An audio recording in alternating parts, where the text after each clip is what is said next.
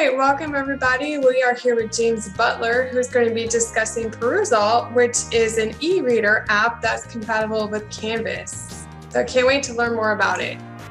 Okay, yeah, great. Thank you, and thank you both for putting all this on. I'm excited to share this because it's, and I'm curious about how many people have actually heard of Perusall. So actually, since you're my two audience members, I mean, have y'all heard of Perusall prior to now? I have read about it in passing in other online courses, online course design, but I've never seen it in action. I've heard a lot of enthusiasm about it. Yeah, same here. Okay. Yeah. So I had never heard of it actually until this semester through Twitter of all places. And this person I happen to follow, doc student, and she's teaching courses and saying that assignment she gave, she had some couple hundred accounts of students commenting and participating. And I thought, one, how did you know that? Two, how did you get them to do that? Yeah. And Perusall's the answer. So I'm going to share my screen. I have a PowerPoint to go through some of what's happening with Perusall, and I will give a little mini demonstration. What does it look like? And just show you one of these assignments I have up. My students really just taking to the reading. So let me do that. Okay, so this is Perusall. And part of why I like this image so much, this can feel, what we see here on the left-hand side is so much of what I feel like students, their experience of reading, whether it's when I'm assigning them to read Plato or I'm saying read chapter 2 in this intro psychology textbook. It is dense, it's confusing. I want them to understand the key threads coming out of it. And I think that's what we all want when we're assigning reading material. But our problem with assigning reading material, we all know it, and maybe we all feel it in a starker way given online instruction. You ask, what did you think of the reading? And it's nothing. No response. Immediate knee-jerk thought might be, they didn't read. Great. That's true for some of them. They didn't do the reading. What's more likely the case is that some didn't read, some did do the reading, but they only did part of it. And maybe they didn't do it very well. And then there's the ones who did do the reading, but they're nervous to speak up for a whole lot of reasons. I can give you some psychological theory as to why, but most of the time I see they're struggling to put together any sort of feedback on it. They haven't really digested it yet. Phrase I hear all the time, I don't know what to say. Okay. Look, textbooks try their best with comprehension questions at ends of sections, ends of chapters. But the question for us to think about is, how can we actually help them do the reading? Well, because I teach philosophy and I like to think like a philosopher, I want to take a step back and think, what are the goals? What are we trying to do? Ideally, I would love to see everyone's books look like what you see here on the left-hand side. That's a bit intense, and that takes years of practice and skills to figure out a system that works for you and what you're even doing. So before anyone gets to that level, they need to understand what reading the material well it means. At the very least, it means some kind of comprehension, going beyond just memorizing. As I often tell my 101 and all my psych course students, I don't need you to be a walking, talking textbook. I have the textbook, and the textbook doesn't misremember information. I need you to know what it says, but to apply it and think like a psychologist or think like a philosopher. So that's part of why I assign the reading at all. And part of being that training to become a psychologist, even if they're not a psych major, I tell them that you get 16 weeks to be a psychologist with me. Even if you decide never to be a major, or you get 16 weeks to be a philosopher, and that's how you're going to think. Well, whatever your profession is, whatever your major is, you should be able to discuss critically, evaluate the content on its own merits. And really, the people who are good at this, they connect ideas. They connect stuff they read in chapter 2 with stuff we're talking about in chapter 10. They connect, oh yeah, when you assigned Plato, that makes sense now that we're talking with Augustine. Yeah, it does. And I'd love for you to draw those connections. Maybe uncover them, maybe create new ones. That to me is part of reading the material well. And I say et cetera because perhaps you have more qualifications that they need to have for material well read. But at the very least, I think we could agree on those three things would be great. What's another goal we have? Come to class ready to talk, ask questions. We aren't able to do what we do well if they don't have questions for us. And ideally, practice these active reading skills or maybe develop them for the first time. Yeah, they don't need to have what's on the left-hand side here on day one. But maybe by the time they're taking their upper level courses, they are doing stuff like that. So part of how I'm thinking about Perusall is changing how I teach my course. And part of the reason is because Perusall has become such a wonderful vehicle for asking these questions and trying to get them to engage with the material, trying to get them to become an active reader. So read the text is to actively try and determine and understand and evaluate it on its relevance for whatever you need. If that's to pass the test, then that's to pass the test. That's fine. If that's because you're a major, then it's so you can put together some complex project when you're ready to graduate. So how does Perusall help? What is it actually then? At its core, Perusall takes the solitary practice of reading class material and it makes it collective. It was born out of the idea of a 4-year study out of Harvard. Two different professors, one a physics professor, one working in social sciences, and they ran this study. And in 2015, they launched Perusall. And the idea was, especially around this question, when you look at behavior, and the example they use, and I'm going to just totally borrow it, is you might pay 99 cents for a song download back in the days of doing that. You might still do it now. You might pay 99 cents, and that's great for your favorite band.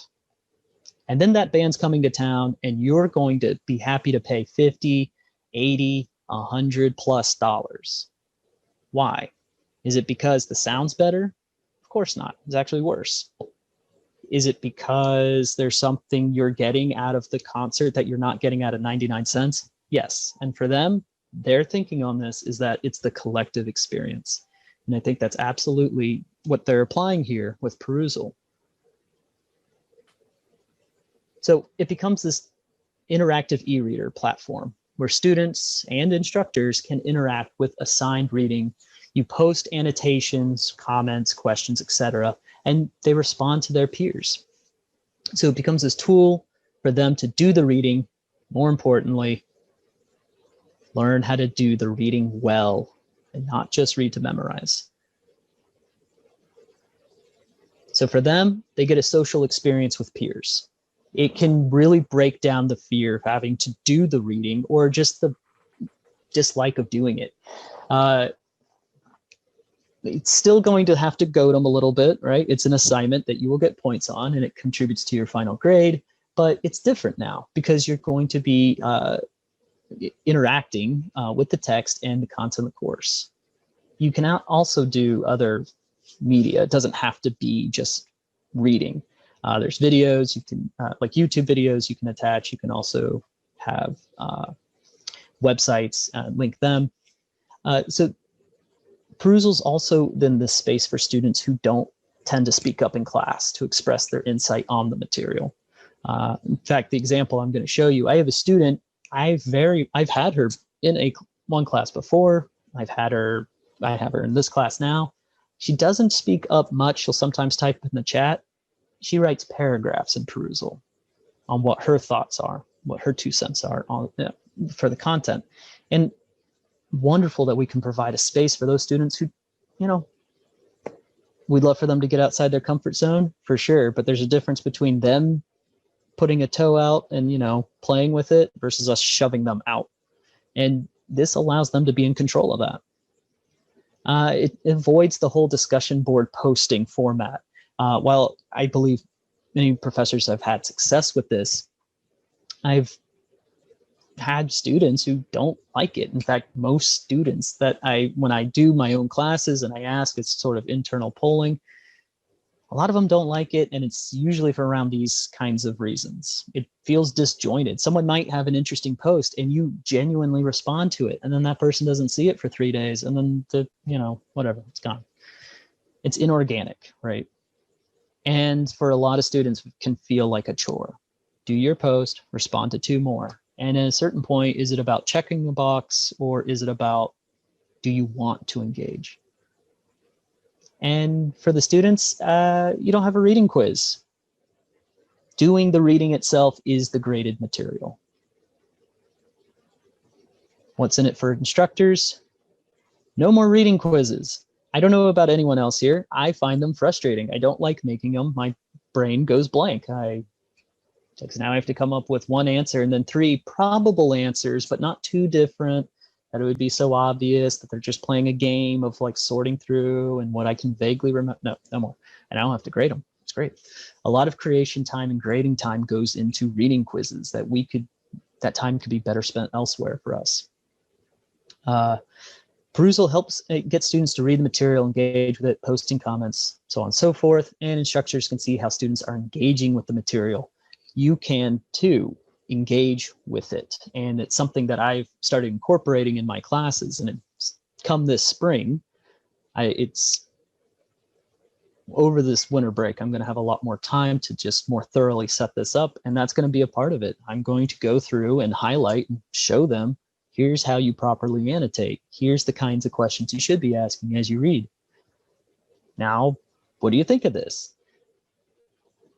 And of course, it's a tool for us to use for sharpening student skills of analytical reading. So how does it actually work? Generally like this. You'd have to go to the website, you set up your account. Their video says it takes 15 minutes. It takes a little longer than that, because when you want to, you can go to Perusall and set up your own account separate from Canvas, and that would only take 15 minutes. If you want to use Canvas with Perusall together, as I have, you have to contact them. They have to verify that you are a person who's actually at an institution, and it can take a couple days of emailing, but they were pretty quick. After that, you would link it together. Very easy under Canvas, settings, apps, and there it is. In Perusall, you upload your own reading content that you have, of course, it's following all copyright, regulations. So all my PDFs are open source, right? Something you could find anywhere. So you upload your own content. They also have their own store that you can find whatever textbook or books that you might be teaching with. My Introduction to Psychology textbook that we use, Dr. Smith has prescribed it for 101 students. It's actually on Perusall, the 8th edition. So it might be something. So this Perusall can sound very arts and humanities discipline heavy, and I certainly think it's extremely useful for that. All the intro videos that I see, and I'm going to link a Word document that has just more resources for anyone who's interested.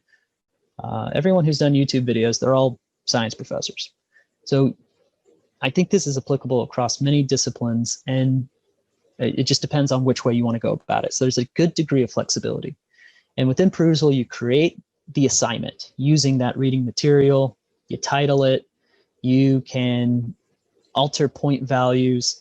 This does get a little tricky, and it would be worth looking into for anyone who's interested in Perusall. You definitely want to do a little bit of research on it, but I'll do a little breakdown of it. And then, of course, you manipulate due dates, availability dates, and then you go and create the assignment in Canvas. So I want to end this slideshow, and I want to come over here. So still seeing my screen. This is actually from one of my courses right now, Intro to Ethics. It's a wonderful time where we discuss all sorts of easily agreed upon topics like, is abortion moral or not? And should capital punishment be a thing? Something that brings the room together, right? So it's kind of already the course that allows students students have opinions on this. Right now, we're talking a little bit about what do we owe the state, and governmentality, and how do we think about civil disobedience and things like that. Pertinent topics right now. Well, we started with talking a little bit Plato. I had them read, and then I had them read this recent article on can we teach patriotism in schools. So if you're familiar with Canvas, you're familiar with the assignments page. It's as simple as this. You click on it and it says, little instruction that I gave them. We will be reading and commenting on this together during class. You can look at it early if you want. So this is a little different. Normally I have this assigned before they come to class. This time I actually wanted to try and do it together in real time and collaborate to see what that would be like. You just click on that link right below. It immediately pops you right into the reading. And this is what students will see this too. Now, notice down here in the lower right-hand corner, it is the instructions that I put into Perusall. And so students should see that, say, okay, that's what I got to do, and start reading. So one of my first students, first comment made, there she goes. I can click over to the next thread. It drops me down to the next set of highlighted content. And you see here, I have student 1, student 2, student 3, 4, 5, giving a lot of reflection. A lot of this is a bit of personal storytelling. And when I get to the grading section, you'll see where Perusall doesn't really count this as quality annotation, but at the very least, it helps get the conversation going for students. I can just skip down. So the real meat of this article: should schools teach about patriotism and patriotic activity without encouraging or supporting them the same way that they treat recognized religions? And that's the article. Okay. Now, look at all this. Great. They actually are digging into it. They're responding to each other. Now, what you can come in and do as a professor is, of course, I can highlight myself. Say, I don't know, whatever. It immediately opens up this text dialog box. I like this because whatever. It gives you a bit of word processing power. You can bold, italicize, you can color the text, you can highlight your text, you can superscript, you can do a whole set of emojis if you want. Lots of stuff. You can insert code, images, videos, you can link things. So part of what makes Perusall so interactive, clearly, yeah, there's the commenting part, but if you develop this in the way you incorporate it in your course, it could be, and bonus points for going and finding some relevant peer-reviewed research and inserting it into the conversation. It could be a YouTube video from a university or something. You can do something like this. They, one, practice obviously the collective reading and collaboration, but two, they're doing research skills in real time. So I think you get it, right? That this is just the core, this is the basic element of it. Highlight allows you to make a comment, great. You can jump around to all the conversations. You have a whole set of toolbars on the right-hand side. Part of what they want to encourage and what Perusall does encourage. So you have this question here, right? The meat of the topic. As an instructor, and anyone can do this, but I can upvote things that I think are good. They'll get a little notification. You see, I have one over here on the left-hand side. And you can ask, I'd like to see a question in here, if I can find one. So let's assume this student is asking a question I would also like to hear. So I can click this and I can say, I'm requesting an answer to this question you've raised. Students will get a notification about that, and they can come in and try to add feedback to what's been said. As I said, you get notifications. I had a student respond to mine with a little quote. I don't recall what the comment was that I made. But I think it's very much merging a lot of what a social media experience is like with doing the reading. is you as the instructor, this is what you would open up when you start a Perusall account. You set up courses. I have one for philosophy. I have one for ethics right now. I'll have one for ethics in the spring. And so you create your courses, you enroll, create study groups. It allows, there is a lot of functionality here that I think needs to be absolutely explored based on whatever the instructor's needs are, whatever the course requirements are.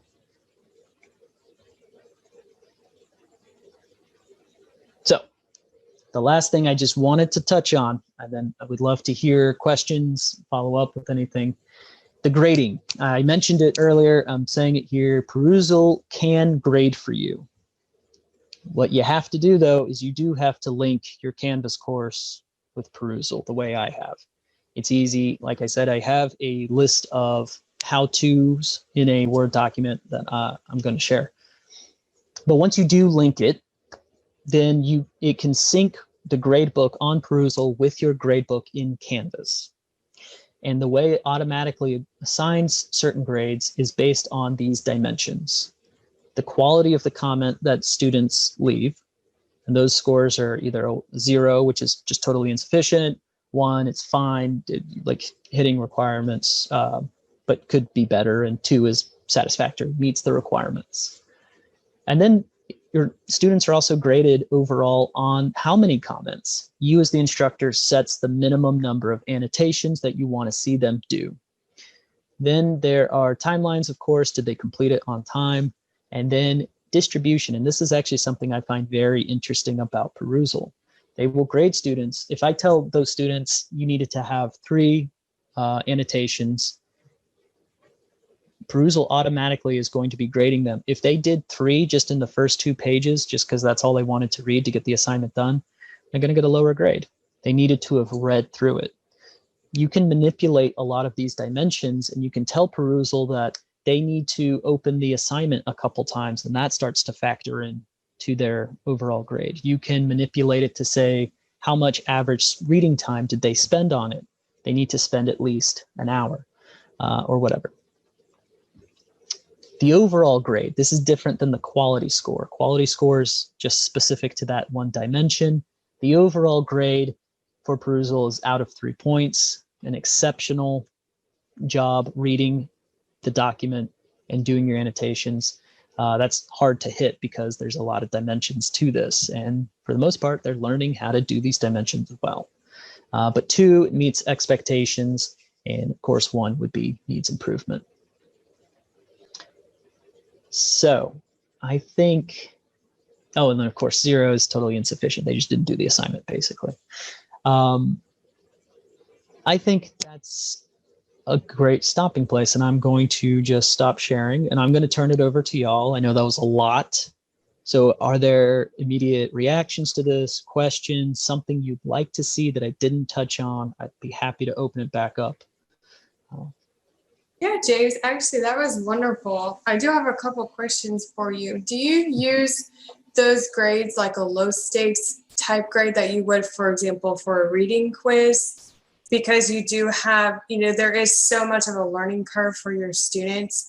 So that would be my first question. And then my second question is, you talked about some of the textbooks that are available. Do students or you have to pay for them in order to use them, or are they in a Canvas like type commons area? So, okay, for the first question, the way, it depends on how much weight you want to put on those reading assignments. So I personally, and this is where I do think it is better to go ahead and link it with Canvas. Huge portion of my students, not huge portion, quarter of all my students' grades come from participation. That can mean different things depending on the class. For my philosophy classes, it really is the Perusall reading. And it's some like 20 readings or something like that. And so it only so within Perusall, it weighs it on that scale, but then when you have it merged with Canvas, then of course you decide what the weight of these Perusall assignments would be. And for a second question, to be honest, I'm a little unclear. It seems this is where maybe Perusall has some room to grow. And when you look up YouTube videos on it, you'll see sometimes the interface is different because I think they're still building it out. To my knowledge, if it's something that is open access, then it's going to be open access for students. But because it's a totally free platform, it's not. I think it's something that students would have to pay for. I think they would have to purchase their textbook as it's licensed through the Perusall library. Could be That's another question I have. If they have a physical copy of the book, is there some way for them to gain access to the Perusall library for that kind of reading, or do they have to buy it through Perusall? That is a good question, because that is what I would like to solve. Yeah. As I said, within psychology for the 101 textbook, it's something, that we just have program wide. It's Gray and Bjorklund's 8th edition. So of course I would love for them to have a physical copy if that's what they would love to have. But I don't, right. I'm still figuring out, how do we incorporate the textbook onto Perusall? Do they can they get an access code? I believe they can, but I don't know if that's just absolutely true across the board for every book that Perusall has in their library. I don't know if it's contingent on the publisher. So for the PDFs that you have that are open source, you can upload them to Perusall, and that's not a problem. It's as easy as happy to give a demonstration if that would help, because I need to upload a letter from a Birmingham. Would you like to see? That'd be great. Yeah. Okay, I would like to see that. Yeah, it's let's see. Intro to ethics. Okay, so my screen here. Let me just back up. This is maybe one of my other points of what I hope to see them develop in the future. It's very plain, which is fine. It's functional, but it's not always super easy to read. I've noticed it takes a little bit of curves, color would help. But outside of that, so at Intro to Ethics happening right now, great. It opens up here. I have a library option. Automatically it takes me to my assignments, but I need to upload something. So I click on library. See, color helps. Add. Now, is it from their catalog? Are you asking about a web page? You could use Dropbox, upload it from your computer. You could bring material in from another course, which I will be doing for the spring, obviously. I will copy all the material from this semester, but videos, podcasts, iClickers. Great. You can even create folders to help keep yourself a little organized. So I'm going to say from here,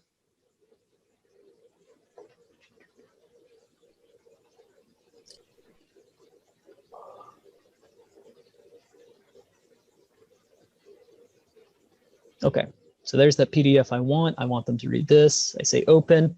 Now this may take a minute depending on how long it is, but why it takes them a second to upload it is because they need to process it. They need to take it from the PDF that you can read and on any screen and make it something interactive with their platform. We might get lucky here. It might go in a second. With this at all, if you can insert videos and podcasts, have you attempted that as well? I have not yet. It's the next thing. It's the thing to play with over the over the winter break, because I would like to add in. I do use videos. It's I don't know if you saw it on the Canvas, this class website. Every unit I have, and especially for my philosophy courses, we sometimes watch a movie or yeah. So I have yet to see. What I do know from reading reviews, I'm not sure how the grading itself works on a video or a podcast, because it's not like they can go in and annotate different parts of it, but they do give an annotation comment review on the entire video. And I think that's where the grading happens based on what I've read. I see. So you don't know yet if you can actually annotate the video itself. I believe, well, we can actually give it a shot here. So it's already loaded in. Great. I want to just come over here real quick, add an edit. That's its name.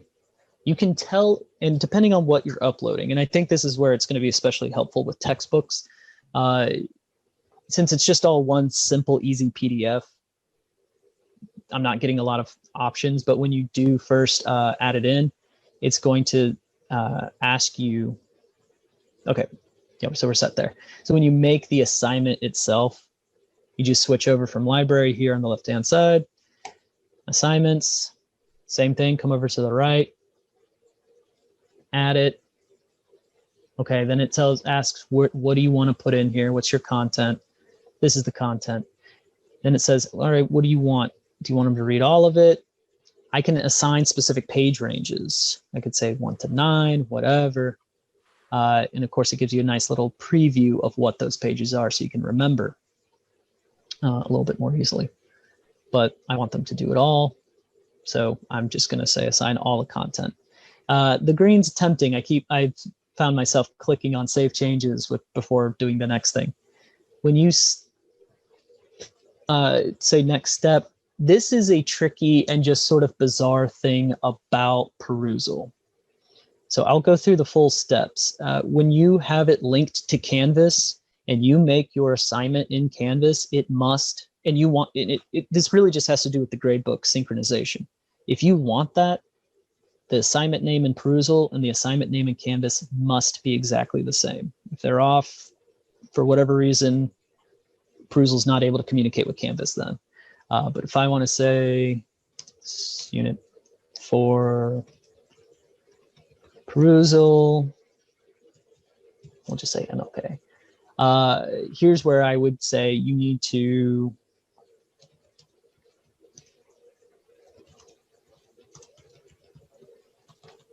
I like to try and be clear. I want you to post 3 annotations throughout the whole document. One of those must be a response to appear. Okay, easy enough. It has this habit of setting due dates after the day that you're assigning that you're actually working. So always be careful of that. But I want them to come into class Tuesday. Yeah, this is just sort of easier to do it this way. Our class is 2 o'clock on Tuesday. I want them to come in at that time, ready to go. Next step. Now this is where I've only played with having Perusall do the grading for me. I've turned that off for most of these because as I'm still working through it, I found it just easier for me to do it. Because it's so complicated, you're gonna want to explain to your students in a easier way for them to understand the fact that Perusall does the grading and these are the dimensions you need to be working on. When you actually open up the hood under how they do it, like I said, it gets very complicated. It gives you a lot of freedom to really make your grading system in Perusall particular to your desires. But if you try to explain that to students, their guys are going to glaze over. So when you say that, James, yes. The quality, how does that work? I mean, how does Perusall do the quality point?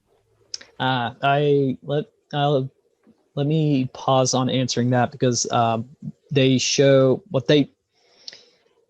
how exactly part of the way it works is incorporating artificial intelligence. So I think what they are doing as more and more students use this, what they scan for is questions like, well, it's like the first question I showed y'all, the first set of comments, it was students saying, well, when I was in high school, this was my experience. Perusall is probably going to flag that as not a great annotation because it wants you to go beyond doing experiential and just talking about that.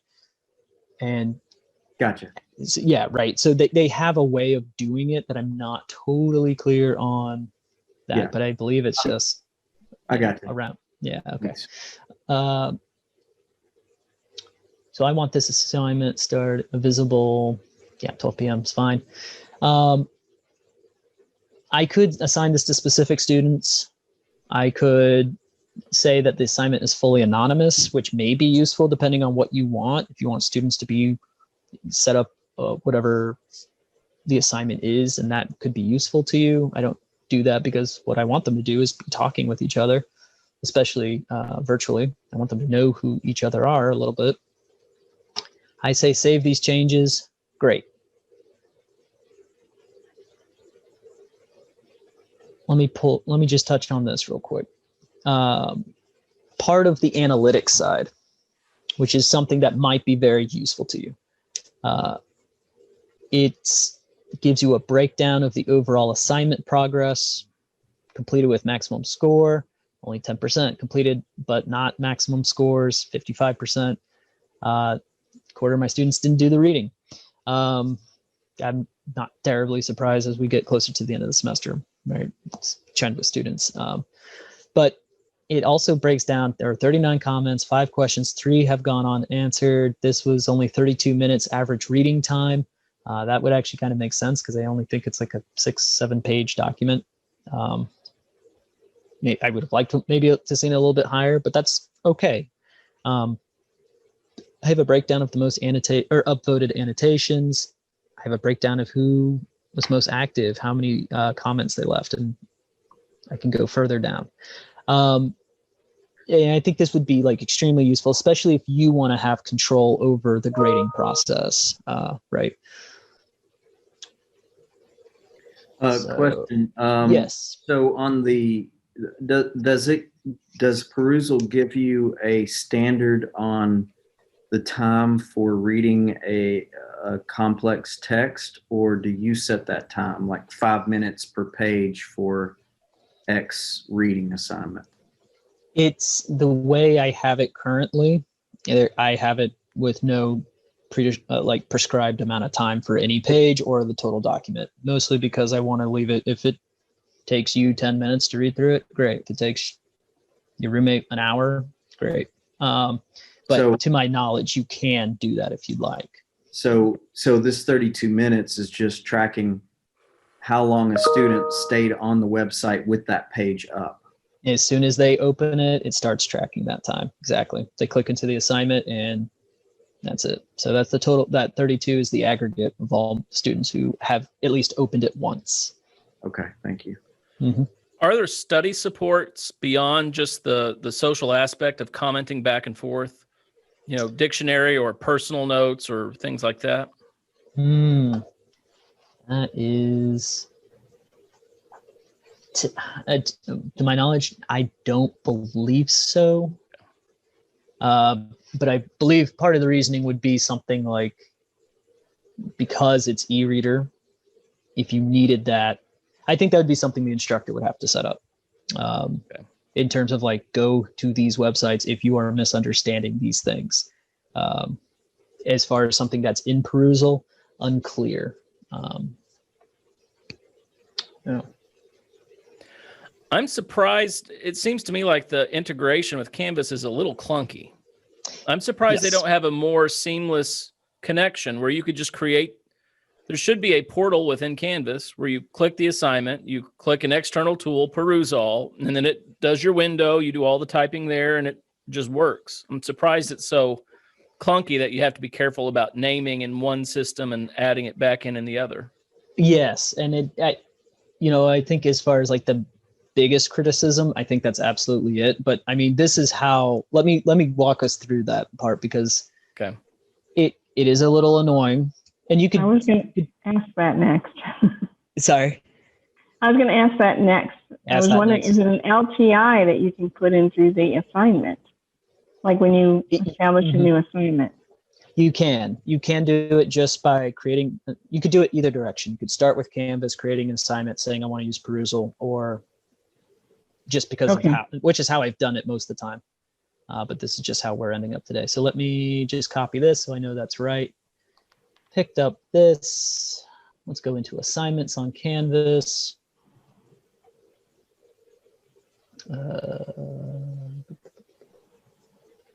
Sure where we're supposed to be. Oh, let's close this one. Adding in. All right, so if I want to add in my new assignment. All right. I mean, I hear you on the clunkiness, and this is as clunky as it gets. You just need to make sure that it's the same title. And that really is boiling down to, do you want a gradebook sync back into Canvas, which it seems like you would want that, but you don't necessarily have to have that.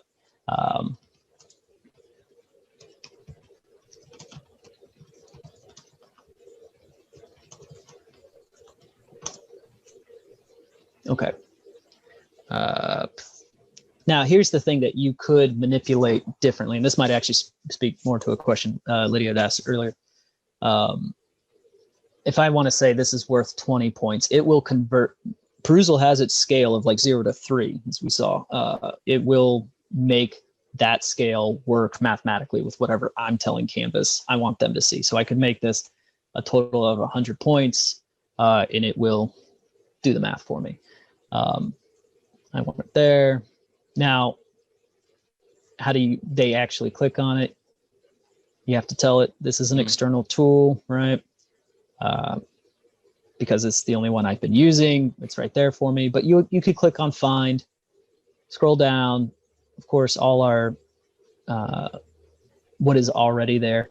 Perusall, this is the thing. Perusall is not already going to be, and I don't know, I don't understand enough to say, is that because is it a Reinhardt Canvas thing that, we have a standard set from Canvas, or is that just true anywhere with Canvas? But Perusall is not going to be an app immediately available until you say, I want Perusall, and then they contact you by email. As I said, they were very quick about it. It took like 2 days, just because I missed their email actually. So, but once you say yes, they give you a special link. You go into Perusall, you say, here's the link, and then it shows up every time. I've not had any issues with that. So you would scroll down, say, okay, I want that. I always want it loaded in a new tab personally. And this is just because this starts having less to do with them needing, like Perusall and Canvas at this point doesn't need the due dates to be exactly the same. This is purely for my students' benefits, right?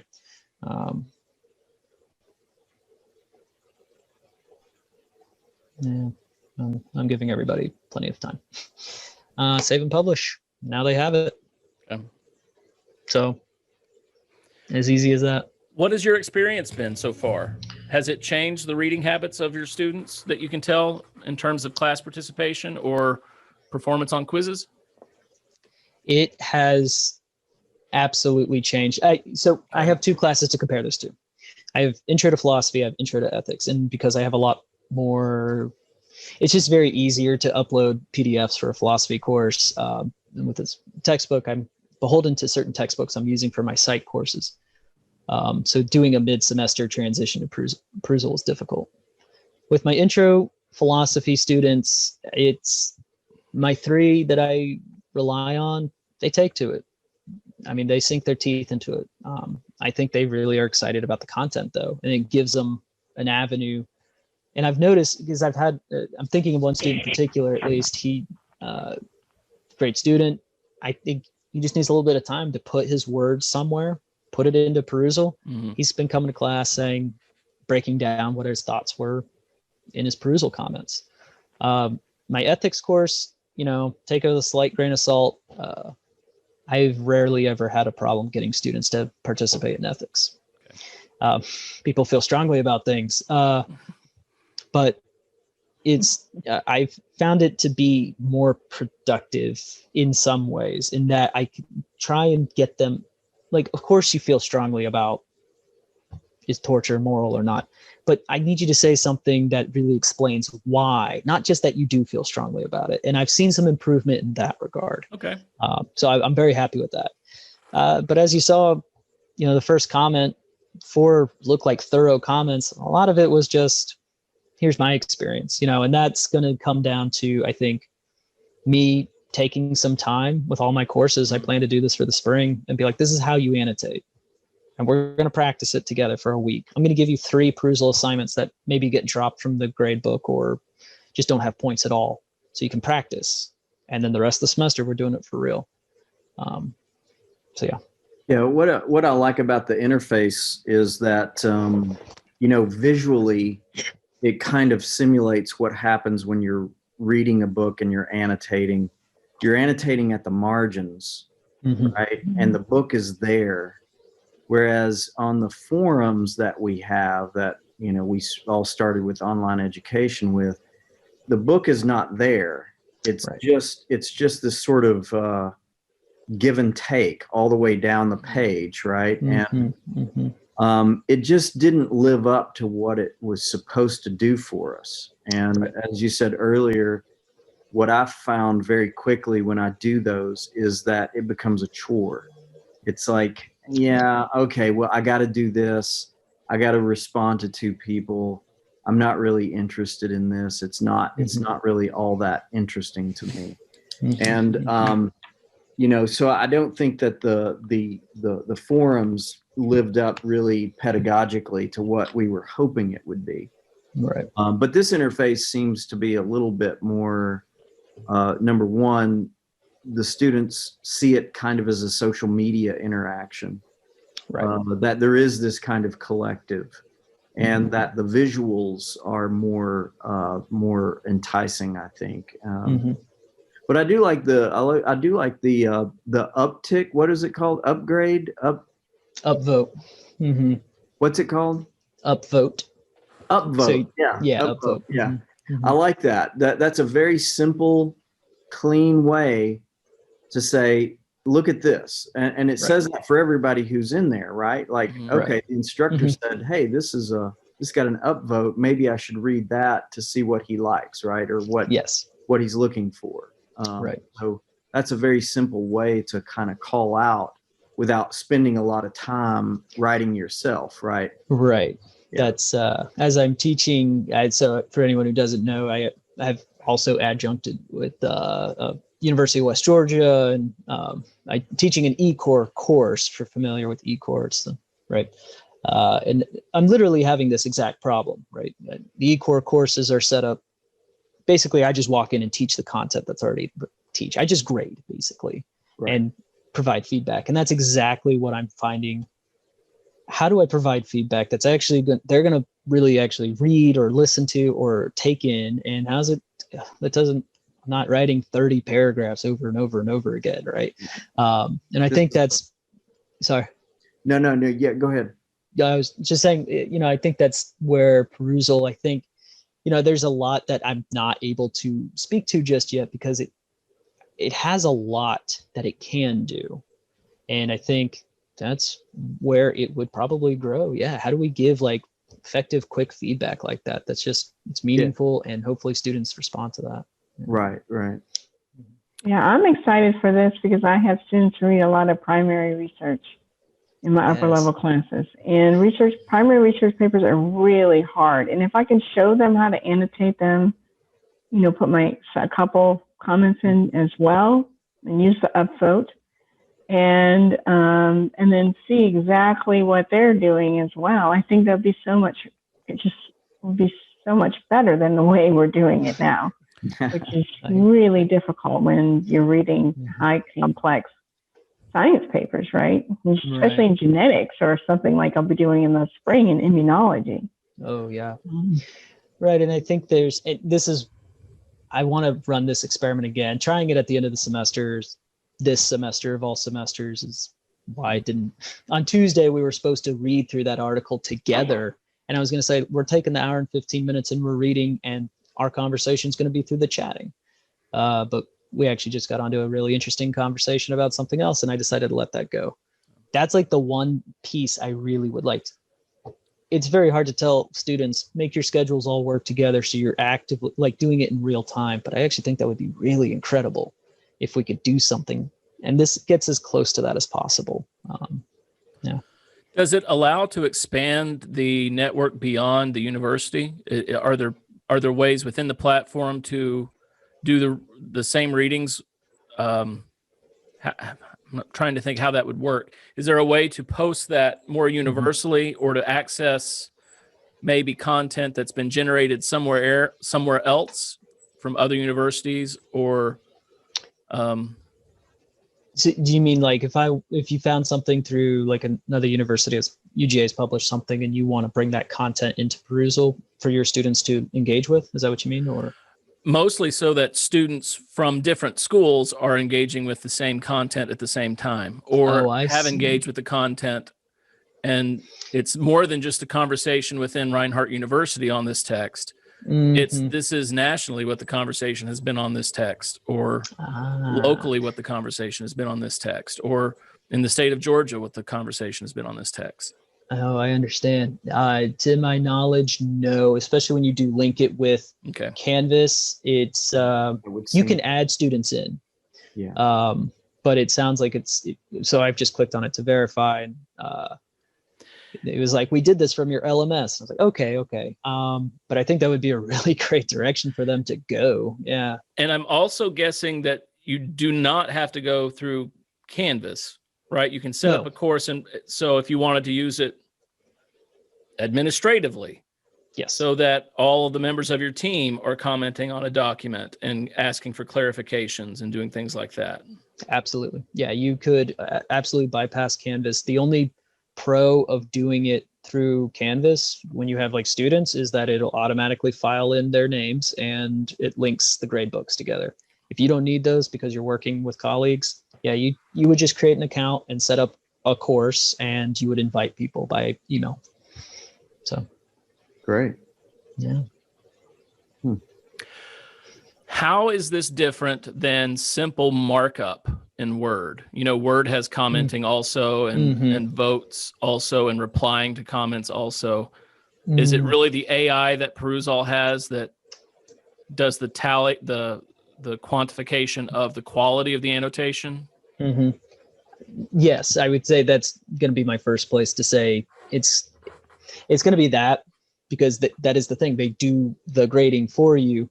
If you don't want it to do that, turn that off. Like I approached it cautiously because I didn't know what that meant, and I didn't want to mess with students' grades. So yeah, I think that's going to be the one big thing, difference between a word processor. But the other is, and I don't think I even mentioned it, you can do, you can set up groups within like a class. So, and you could do group announcements. There's hashtags, which, being of the millennial generation, I've always felt two ways about, but it would actually be really useful in this context of, as I tell my philosophy students, you need to practice signposting when you write something. Tell me what you just did and where you're going next. If I want to show them a great example of that, I could give a hashtag signpost, and you could click on that and it would jump down to everywhere where that hashtag has been placed. And I think, so it allows like reading through whatever the document is. I think Perusall's set up to allow students to jump through where they need to see the things I want them to see. That I suppose you could do that in a word processor, but this seems easier. Yeah. I think it goes back to your point about the interactivity of the platform and that social media like aspect of it, right? Where students are more familiar with that format. It's very similar to Hypothesis, which I also found takes a big learning curve for students to learn how to use it. And I think you can also annotate videos. So I would be interested to see if you could annotate videos within Perusall. I'm going to have to give that one a try. It's really interesting. I'm thinking about all those readings in FYS, what it would be like to have, combine two different sections doing the reading and commenting across them. Yeah. It may get a little bit bulky if we had all 80 students. Well, it kind of goes back to my thoughts about the universal, expanding the universe of the comments. It may get so dense that the comments outweigh the content.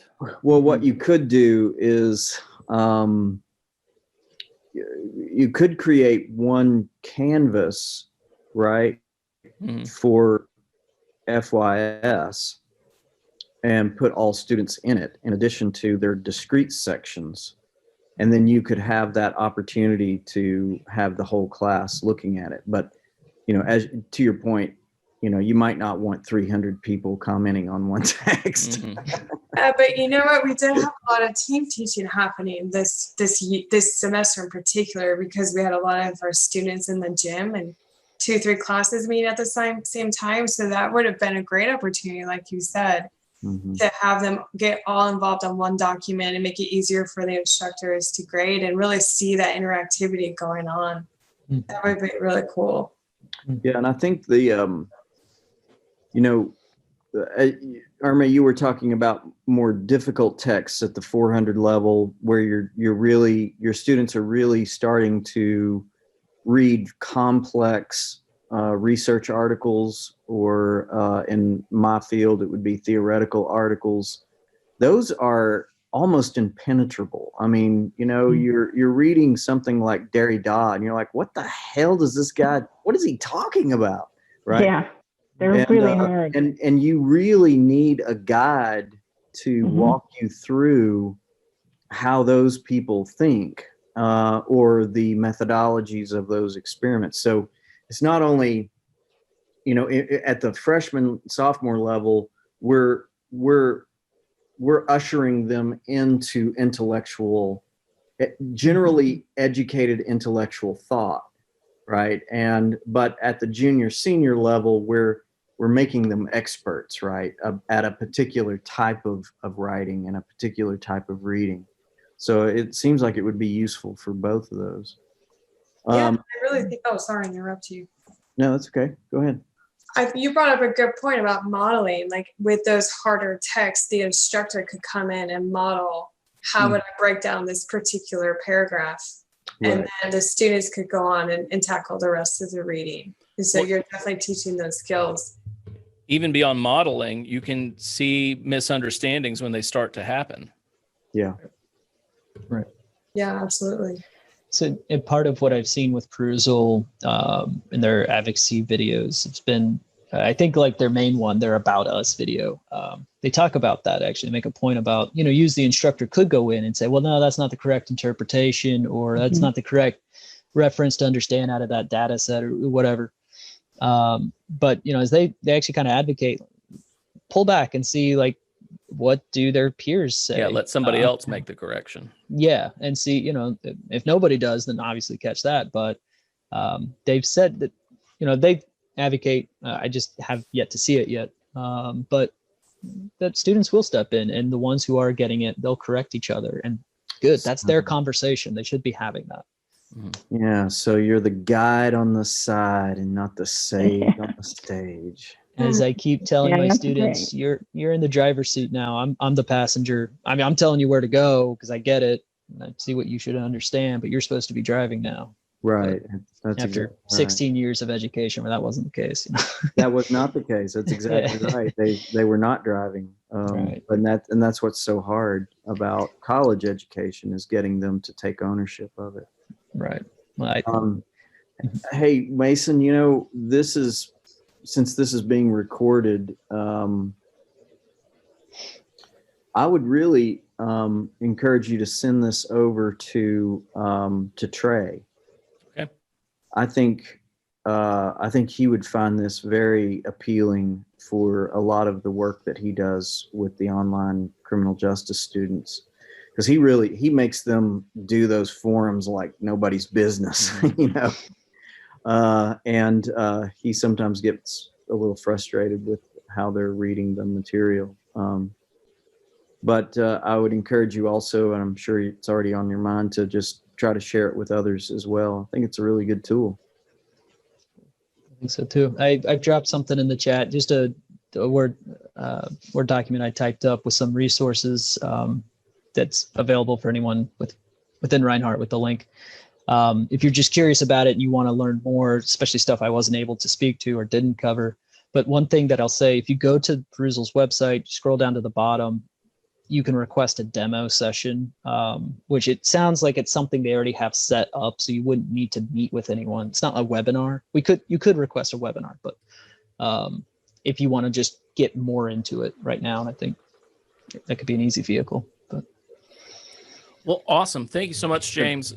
You're welcome. I'm glad I was able to rope in some additional participants from my other meeting, because this was one of the topics that really excited me, because I read some about it, and after seeing it in action, it still excites me very much.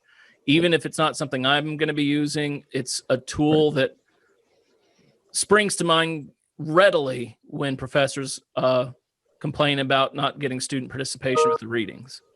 I think it's a fabulous tool. So thank you so much for bringing it to us. Yeah. And it is 5 o'clock. So it's time for Appy Hour somewhere else. And yeah. thank you again, James. And Thank Hope you. to see you in more Appy Hours in the future. Yeah, looking Thank forward to you. it. Thank you all. I appreciate it. All right. Thank you. Nice meeting you. Same. Take care. Bye, everybody.